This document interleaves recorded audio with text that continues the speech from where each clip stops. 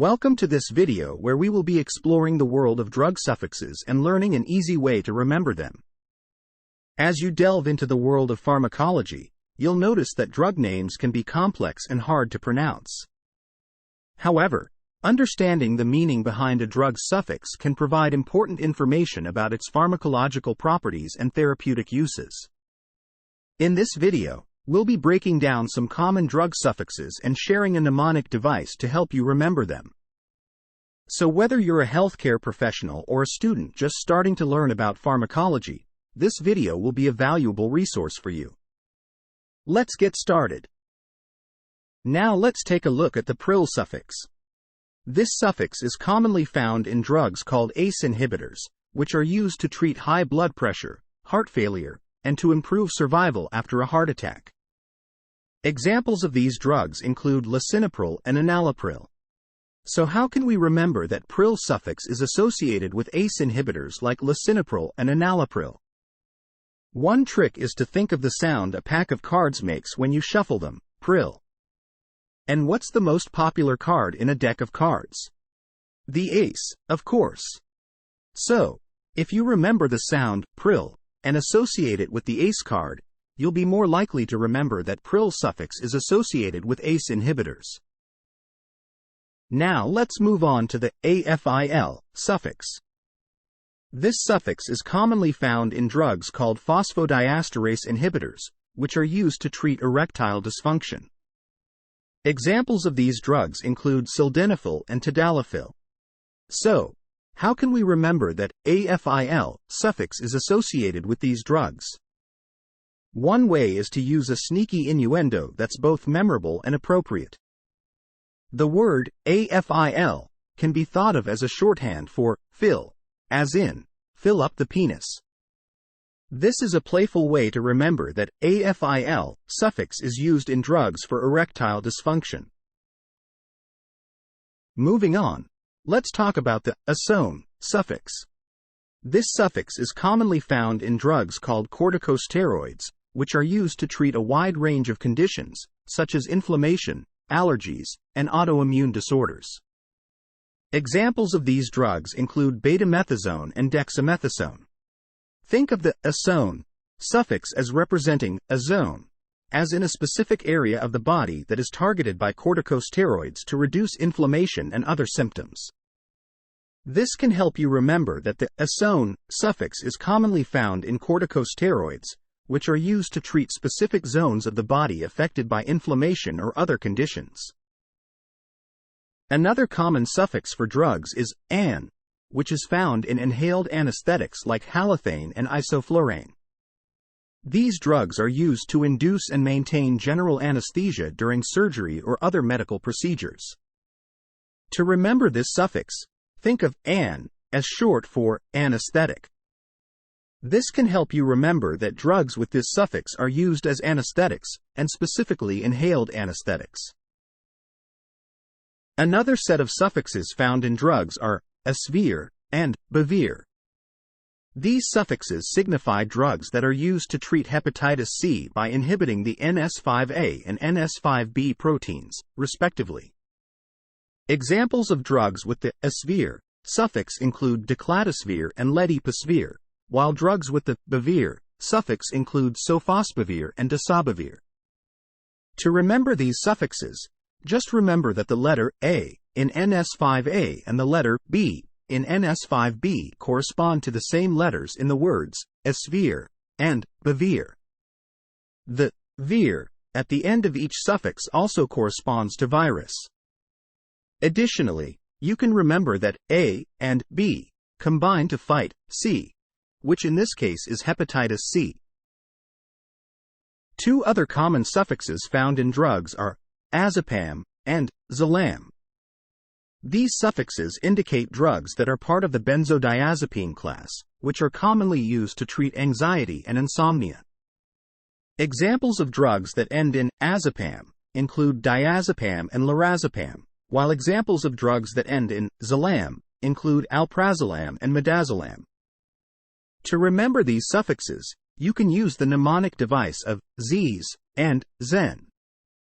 Zs can be used to remember that these drugs are commonly used for their sedative effects, which can lead to sleepiness.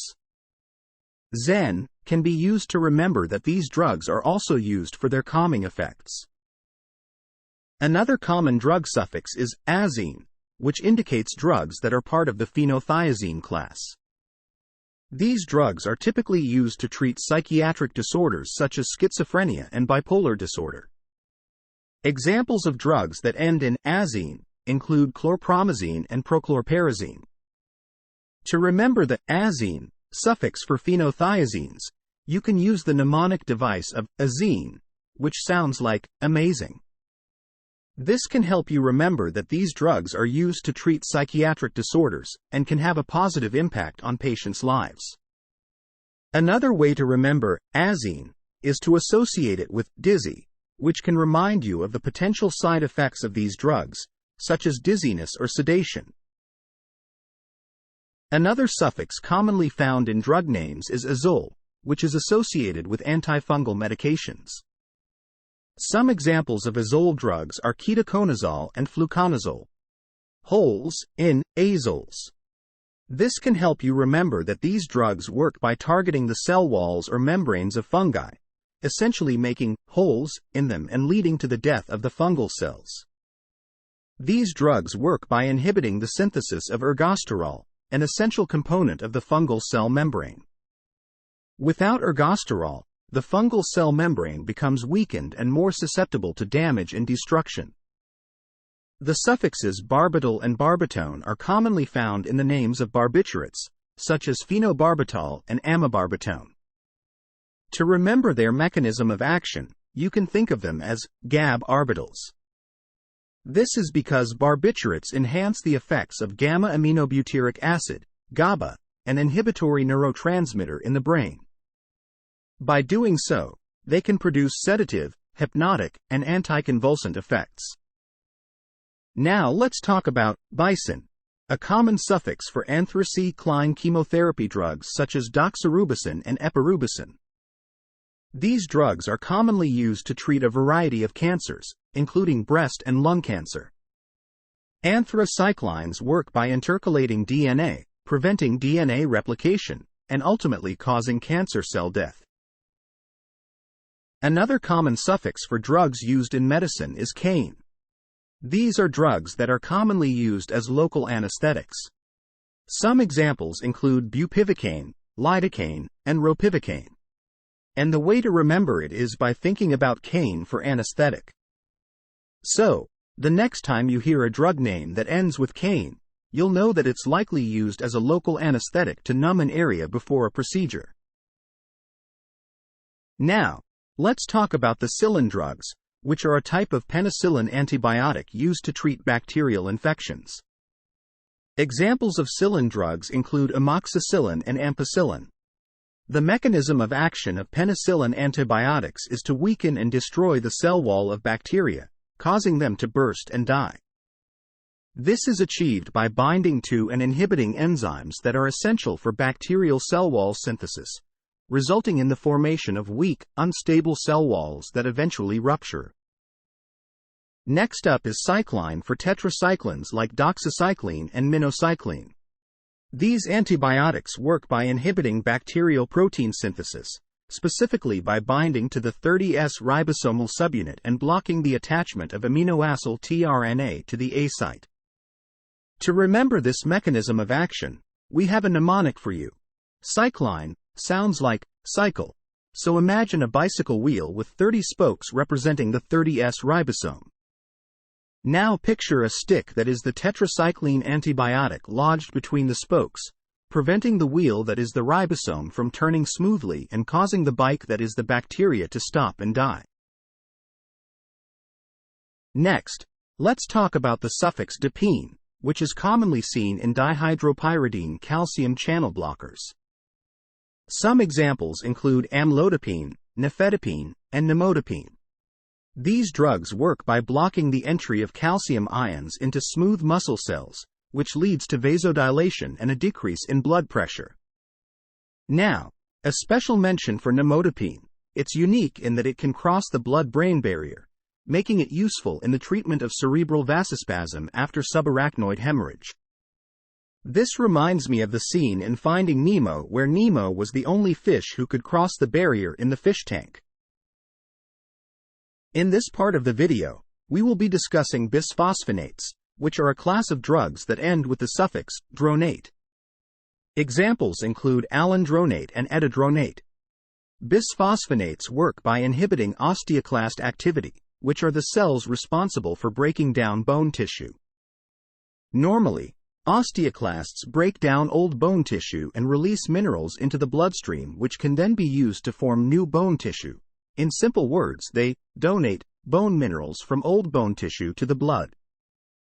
Bisphosphonates, like alendronate and etadronate, reduce the activity of osteoclasts, which ultimately leads to a reduction in the release of minerals from bone tissue.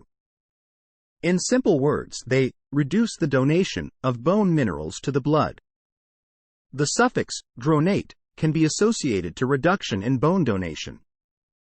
This is helpful in conditions such as osteoporosis or bone metastasis, as there is an excessive breakdown of bone tissue, leading to bone loss and increased risk of fractures.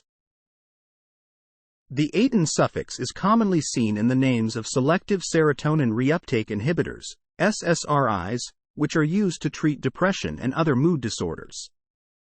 Some examples of drugs ending in atin include fluoxetine and paroxetine. The number 18 sounds similar to the suffix atin, and it also happens to be an age when many people start to experience depression and anxiety. That should help you remember that drugs like fluoxetine and paroxetine, which end in atin, are often used to treat these conditions. SSRIs work by blocking the reuptake of serotonin, a neurotransmitter that plays a key role in regulating mood in the brain.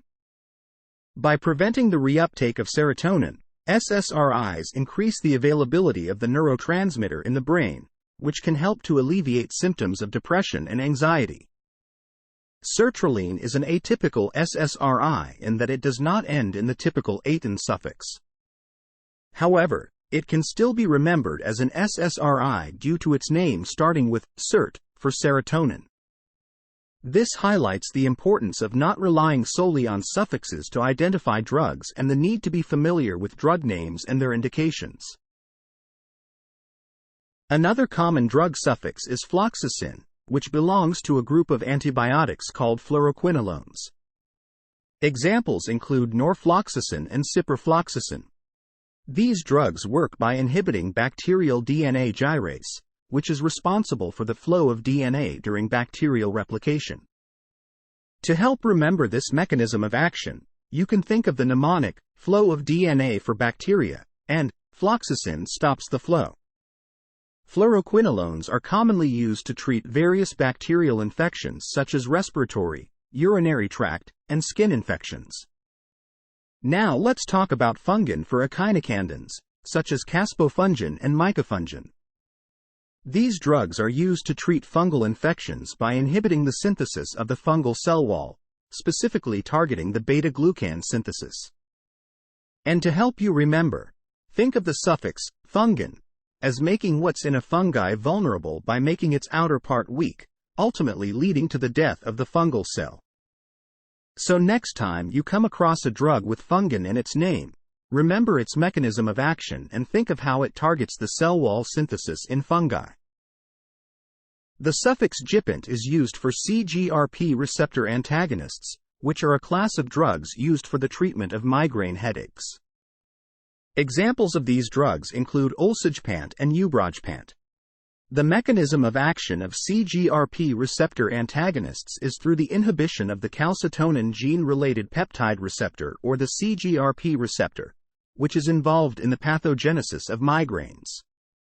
These drugs can help reduce the symptoms of migraines, such as pain, nausea, and light sensitivity. If we break down the suffix, we see that it stands for gene peptide antagonist. Which is its mechanism of action? The GL prefix is found in various suffixes such as gliflozin, glynide, gliptin, and glutide, which are all different classes of drugs used to lower blood glucose. The GL in these suffixes can be expanded to glucose lowering, which is their main mechanism of action. It's important to note that while glipizide and glicazide contain the GL prefix, they are themselves drugs and not suffixes. Now, let's talk about a class of drugs that ends with gliflozin, such as canagliflozin and dapagliflozin. These drugs are SGLT2 inhibitors used to reduce blood sugar levels in patients with diabetes. SGLT2 stands for sodium glucose cotransporter 2, and these drugs work by blocking this transporter in the kidneys, which leads to increased glucose excretion in the urine. To help you remember these drugs, just remember, gliflozin sounds like glucose flows in. This signifies the increased glucose excretion in the urine due to the action of these drugs. So, when you hear the suffix gliflozin, think of a drug that helps glucose flow out of the body through urine. The next suffix we'll discuss is glycide, which is found in meglitinides like ripaglinide and nataglinide. These drugs work by stimulating the release of insulin from the pancreas, helping to reduce blood glucose levels. To help remember this suffix, think of the GL as standing for glucose reduction as discussed earlier in this video, and the INI as representing an increase in insulin release. So, glycide can be associated with the idea of reducing glucose levels by increasing insulin release. The gliptin suffix refers to DPP-4 inhibitors that are used to lower blood sugar levels in patients with type 2 diabetes. DPP-4 inhibitors work by inhibiting the enzyme dipeptide L-peptidase 4, DPP-4, which breaks down a hormone called GLP-1 that stimulates insulin secretion and reduces glucagon secretion. By inhibiting DPP-4, these drugs increase the levels of GLP-1, leading to increased insulin secretion and decreased glucagon secretion, resulting in lower blood glucose levels. To remember the gliptin suffix and its mechanism of action, you can use the mnemonic. Gliptin keeps the GLP-1 in, which emphasizes the role of DPP-4 inhibitors in keeping GLP-1 levels high. Examples of these drugs are sitagliptin and vildagliptin. The next part of the video is for glutide for GLP agonists like liraglutide and teduglutide. These drugs work by mimicking the effects of glucagon-like peptide or GLP in the body, which regulates blood sugar levels and promotes weight loss. To remember the association between glutide and GLP, you can split the word into GLU and tide and expand it to glucagon-like peptide. Liraglutide is a GLP-1 agonist, which means it mimics the effects of GLP-1 in the body. On the other hand, teduglutide is a GLP-2 agonist, which is why there's a 2 in te-2-glutide. The next class of drugs we'll discuss is the glitazone suffix for PPAR gamma activators, such as pioglitazone and rosiglitazone. These drugs work by activating PPAR gamma receptors, which are found primarily in adipose tissue, leading to increased insulin sensitivity and improved glucose uptake.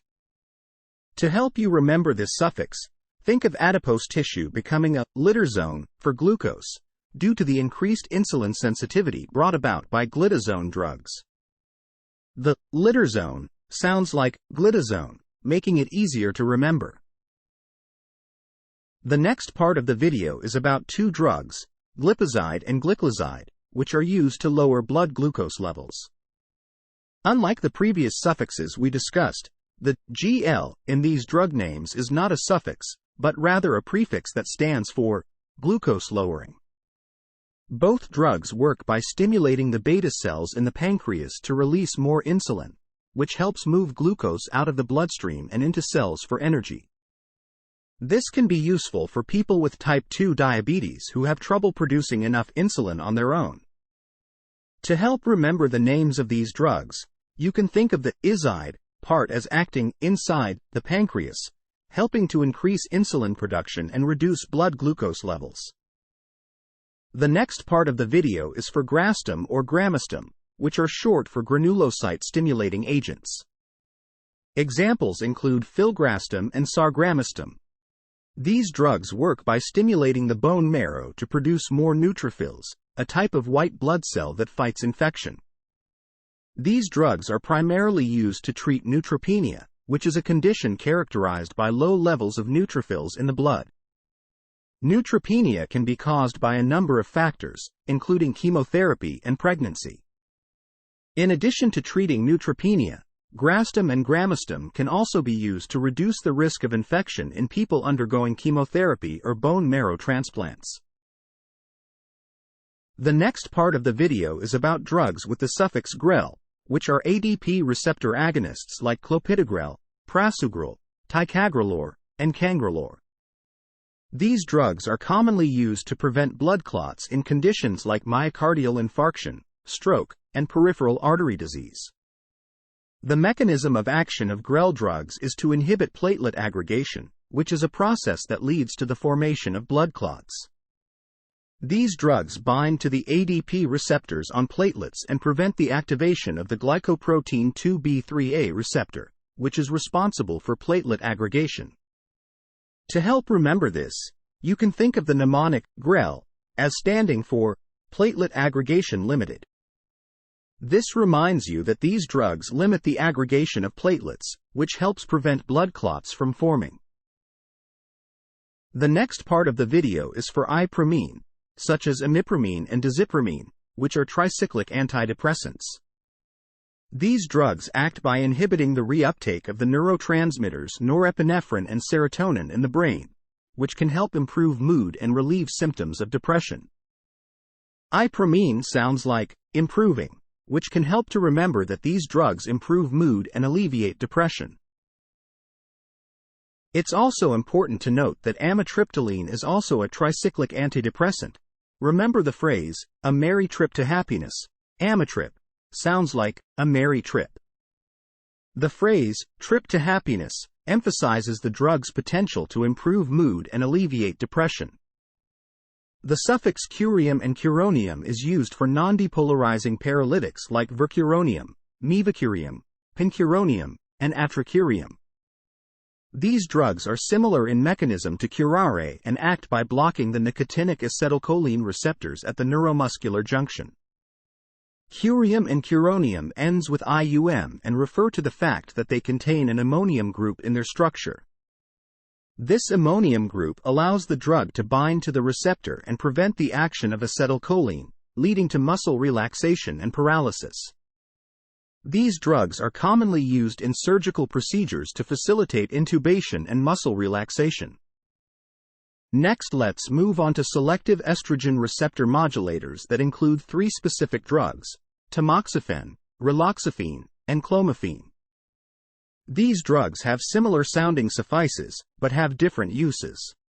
They can be estrogen receptor agonist in some organs and block them in others, making them useful for a variety of conditions.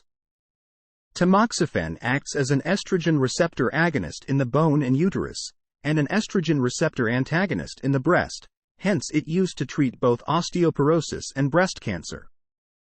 Because of its effects on the uterus, it has an increased risk of causing endometrial cancer. Raloxifene is a medication that can be used to treat osteoporosis without having any estrogen agonism effects in the uterus, leading to a lower risk of endometrial cancer. So you can relax. Raloxifene has lower risk of endometrial cancer.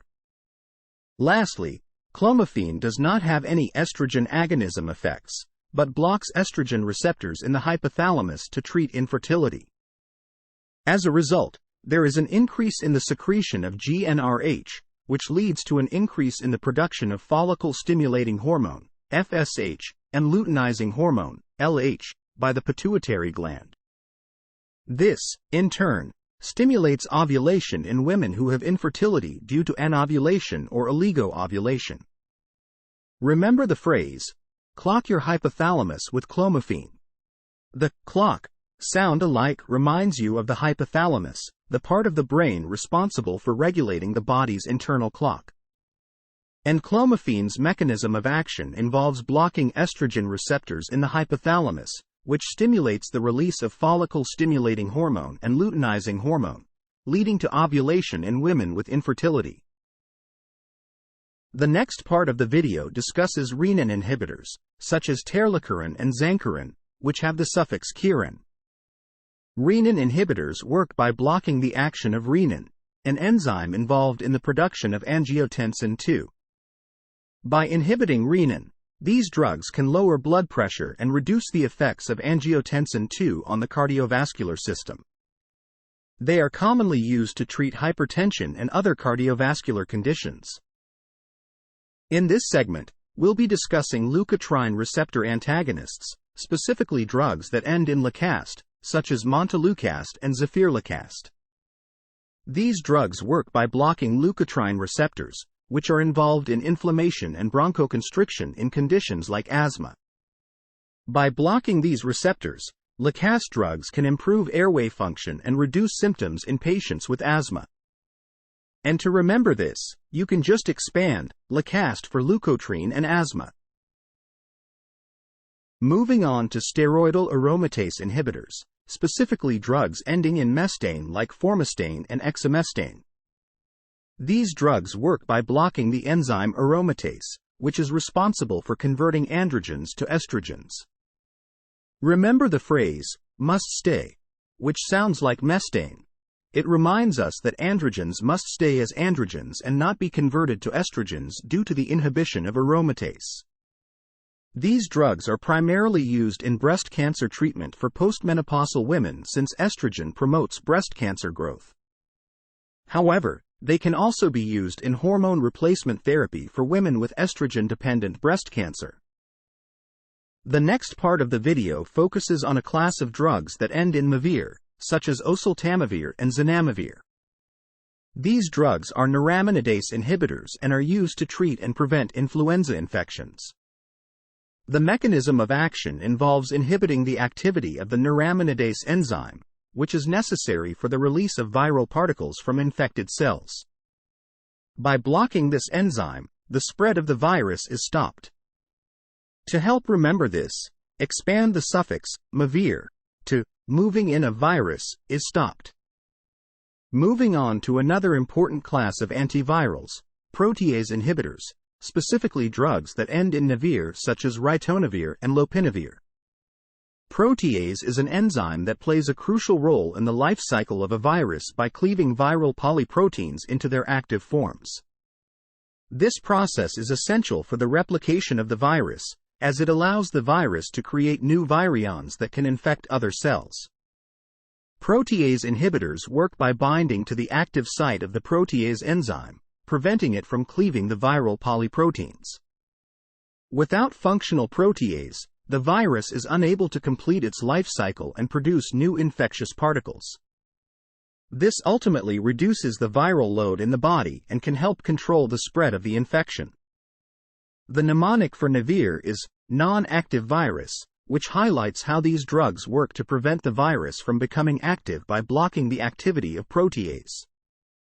These drugs are an important part of the antiretroviral therapy regimen used to manage HIV. The next group of drugs we'll discuss are the NIB drugs, which are protein kinase inhibitors.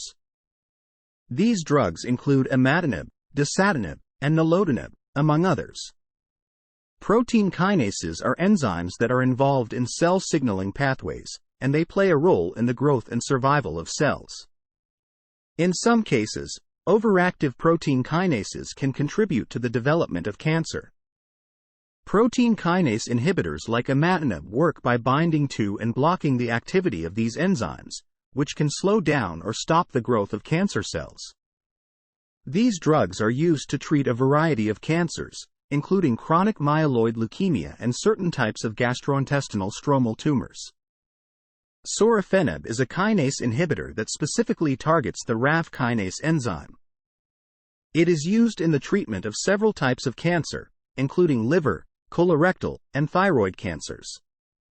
RAF kinases play a key role in the MAPK signaling pathway, which is frequently activated in cancer cells. By inhibiting RAF kinase, raffinib can interrupt the MAPK signaling pathway, leading to decreased cell proliferation and tumor growth. A possible mnemonic for NIB drugs can be, inhibiting the kinase, cancer we can erase, to remember that protein kinase inhibitors like imatinib and raffinib work by blocking kinase enzymes involved in cancer cell growth and proliferation. Beta blockers are a class of drugs that end in -ol, such as propranolol and atenolol. These drugs are commonly used to treat high blood pressure, heart failure, and certain types of arrhythmias. The mechanism of action of beta blockers is to block the effects of the hormone adrenaline, also known as epinephrine, on the beta receptors in the heart and blood vessels. By blocking these receptors, beta blockers reduce the heart rate, decrease the force of contraction of the heart muscle, and lower blood pressure. In the heart, beta blockers slow down the electrical signals that control the heart rhythm, which can be beneficial in certain types of arrhythmias. They also decrease the heart's workload, which can be helpful in cases of heart failure. Additionally, beta blockers may reduce the risk of heart attack and death in people with coronary artery disease. In the blood vessels, beta blockers can cause the blood vessels to dilate or get larger, which can help lower blood pressure. To remember this, equate the O in OLL as the cross-section of the blood vessel. The first, OL, in lowercase and the second, OL, in uppercase to represent the effect of the drug on blood vessels, making the cross-section of the vessel bigger and therefore dilating it. Azole drugs are aromatase inhibitors, which means they block the enzyme aromatase responsible for converting androgens into estrogens. This class of drugs is commonly used in the treatment of estrogen-dependent breast cancer. Examples include fidrazole and letrozole. Now, if you remember our previous discussion on aromatase inhibitors, you might recall the suffix mestane. Both mestane and azole are suffixes for aromatase inhibitors. However, while mestane represents steroidal inhibitors, azole represents nonsteroidal inhibitors. The ST in mestane should help you associate it with steroid. Carbapenems, such as meropenem and ferropenem, are a class of beta-lactam antibiotics that are used to treat serious bacterial infections. The penem suffix indicates that these drugs are members of the carbapenem family. The mechanism of action of carbapenems involves inhibiting the synthesis of the bacterial cell wall. They do this by binding to and inhibiting an enzyme called penicillin binding protein, PBP, which is involved in the final stages of cell wall synthesis. This leads to weakened bacterial cell walls and eventual bacterial cell death. Carbapenems are broad-spectrum antibiotics, meaning they are effective against a wide range of bacteria, including gram-negative and gram-positive bacteria. They are commonly used to treat serious infections, such as pneumonia, meningitis, and complicated urinary tract infections, that are caused by multi-drug-resistant bacteria. It's worth noting that carbapenems are usually reserved for serious infections that are difficult to treat with other antibiotics, due to their potent activity and potential for antibiotic resistance. A possible mnemonic for penem could be, "Pen is mightier than the sword," as these antibiotics are powerful tools in the fight against serious bacterial infections. Platinum-based drugs like cisplatin and carboplatin are used in cancer chemotherapy to treat various types of cancer, including testicular, ovarian, bladder, lung, and head and neck cancers. These drugs work by forming a complex with the DNA of the cancer cells, causing damage to the DNA and preventing the cancer cells from dividing and multiplying. This leads to the death of the cancer cells and helps to slow down the growth of the tumor. The MOA of platinum-based drugs is based on their ability to cross-link with DNA strands and cause the formation of platinum DNA adducts, which are bulky and distorted DNA structures that block DNA replication and transcription.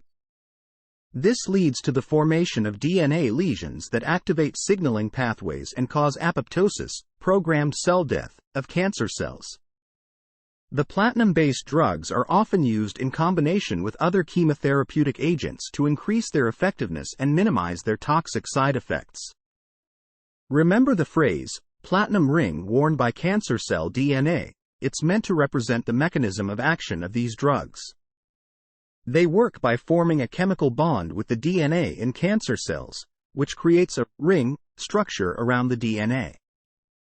This platinum ring is too heavy for the cancer cell to replicate, and so it inhibits the cancer cell from dividing and spreading.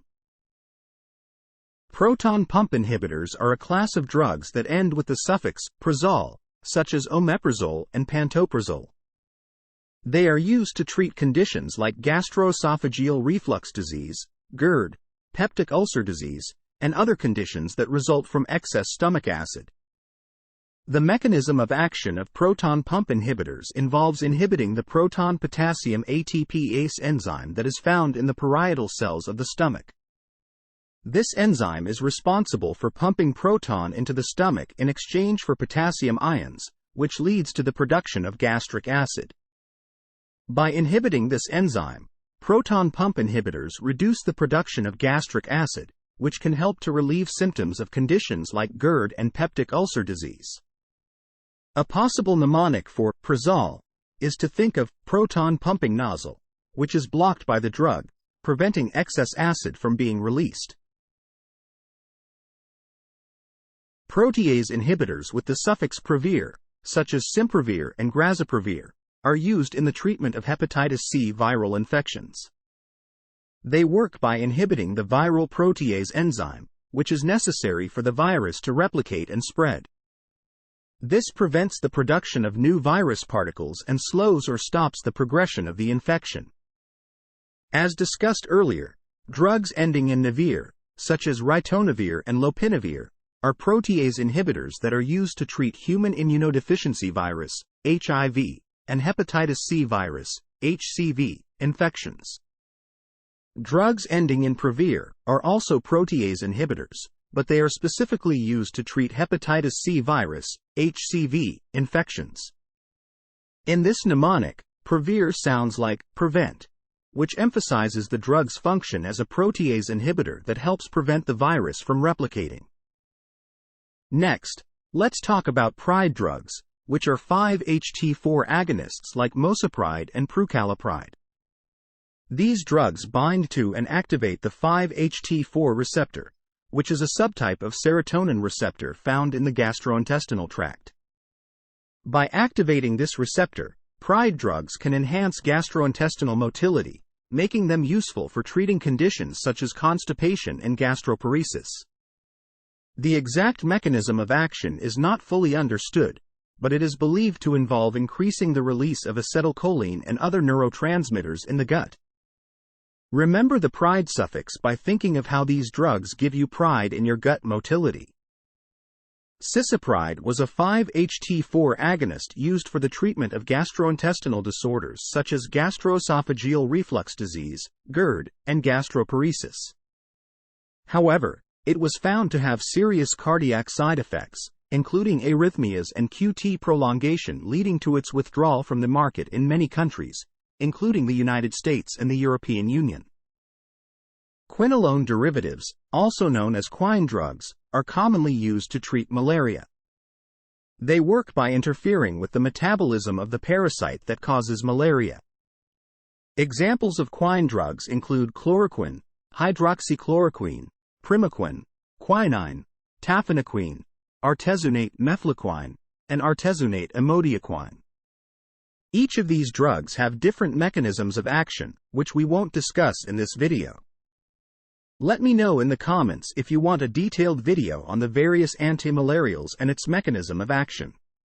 The drugs ending with relin are analogues of gonadotropin-releasing hormone, GnRH, and act as agonists at GnRH receptors. By continuously stimulating these receptors, they initially cause an increase in luteinizing hormone, LH, and follicle-stimulating hormone, FSH, secretion from the pituitary gland, which leads to increased testosterone and estrogen levels in males and females respectively.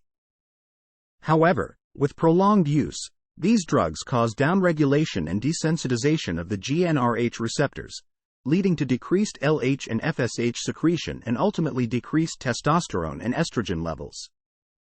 They are commonly used in the treatment of various medical conditions, including endometriosis, uterine fibroids, and managing precocious puberty.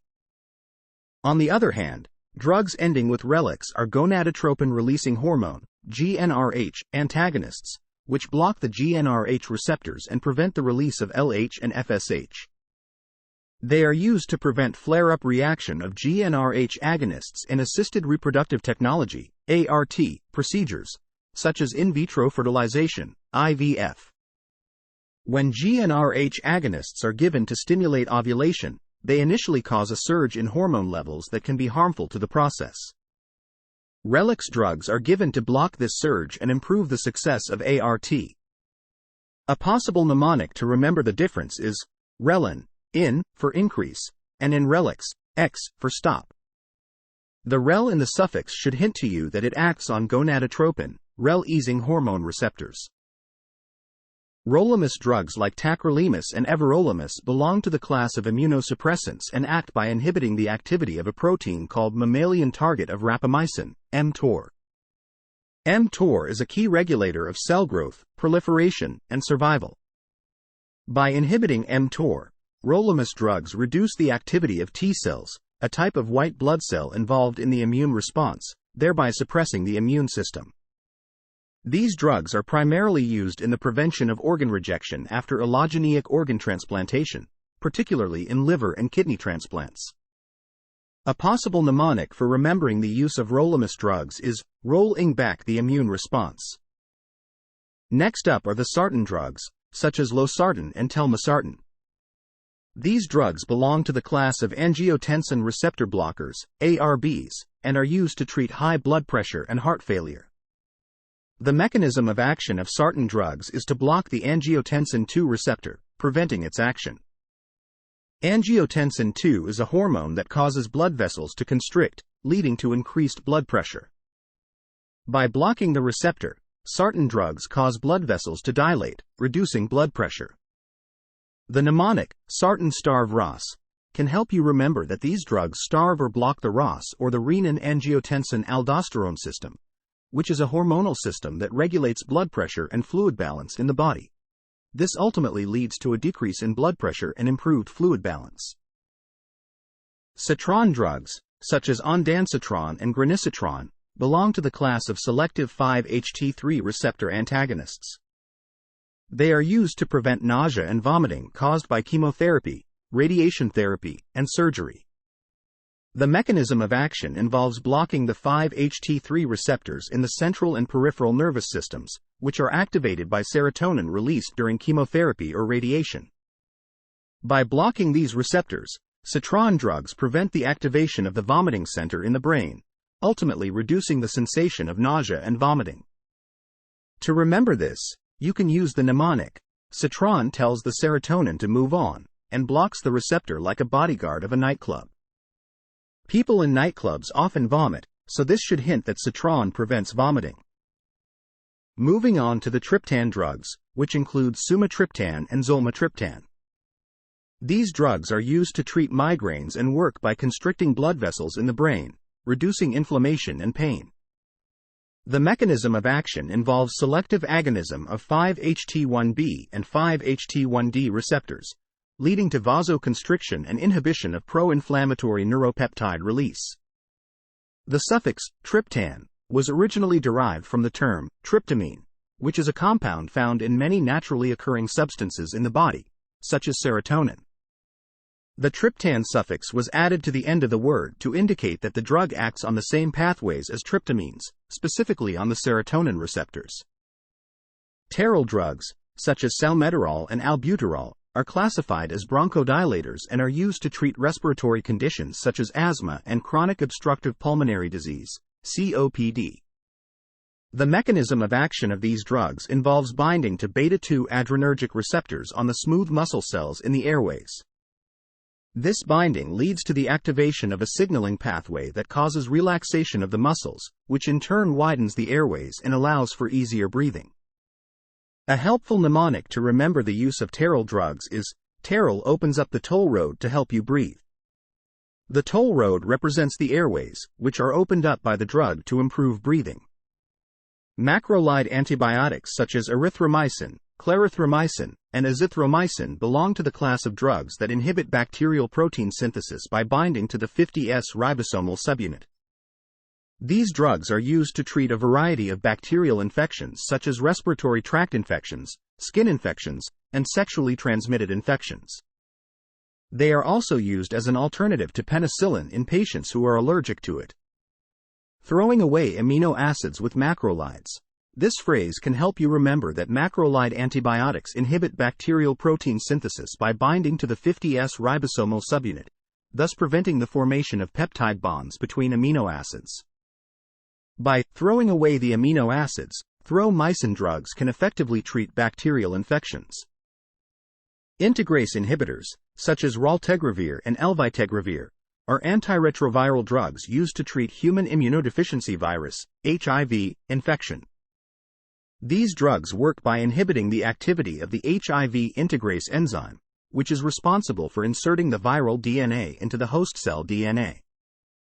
By blocking this process, the virus is unable to replicate and spread throughout the body, thus slowing down the progression of HIV infection.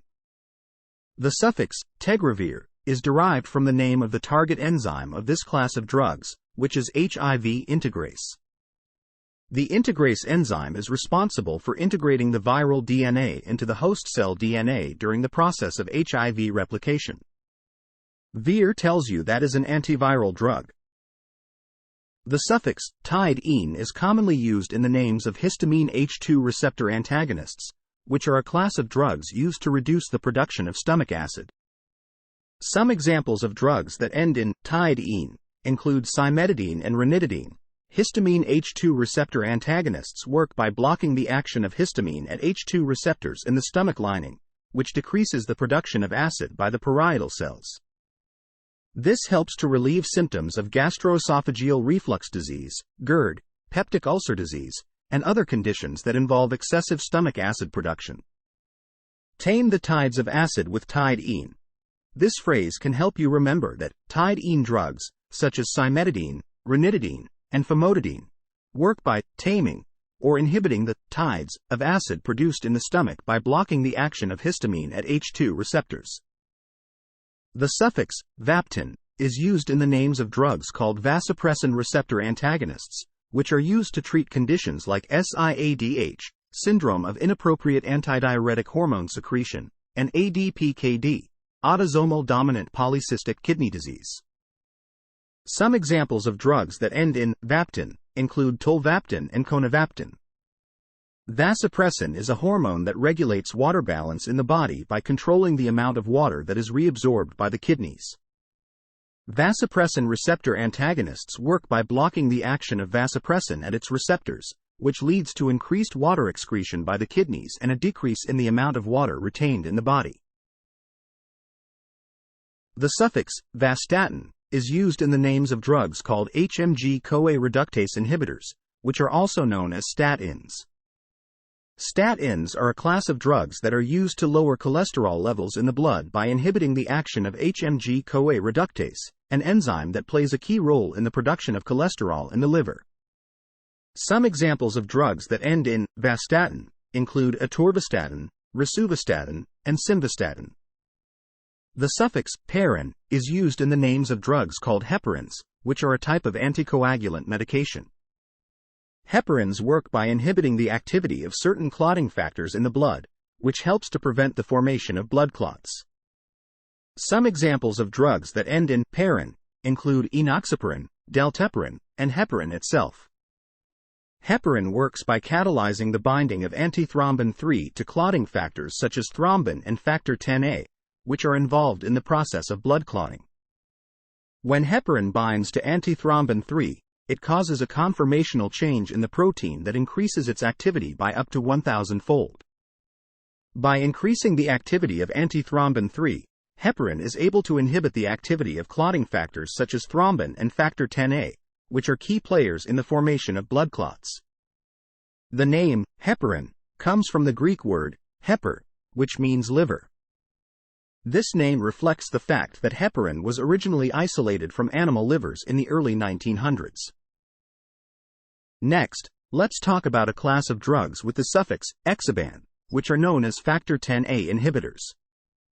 These drugs work by blocking factor Xa, which is a key player in the blood coagulation cascade.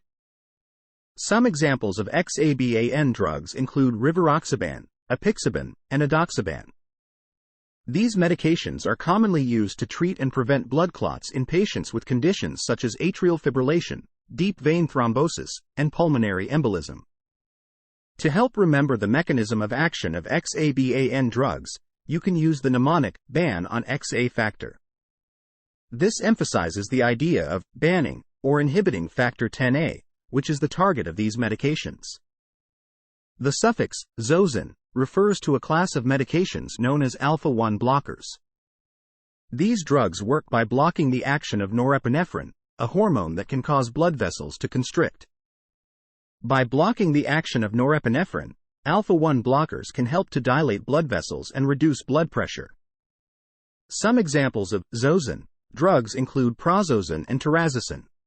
These medications are commonly used to treat conditions such as high blood pressure and benign prostatic hyperplasia, BPH, a condition in which the prostate gland becomes enlarged and can cause difficulty with urination. These drugs relax the smooth muscle of the prostate gland and bladder neck. This reduces the resistance to urine flow and makes it easier to urinate. Alpha-1 blockers can also help to reduce urinary frequency and urgency, which are common symptoms of BPH. Zosine sounds like so soon, so you can remember the phrase, peeing so soon? Zosine's your boon, as a more memorable way to remember the use of zosine drugs in BPH. The phrase, peeing so soon, reminds us of the urinary urgency and frequency often associated with BPH, and zosine's your boon highlights the effectiveness of these drugs in treating those symptoms. That concludes our discussion on some of the most commonly used drug suffixes and their associated drugs. By understanding the suffixes and their meanings, you can have a better understanding of how different drugs work and their potential uses. We hope this video has been informative and helpful. If you enjoyed it, please consider subscribing to our channel for more educational content. Thank you for watching, and we'll see you in the next video.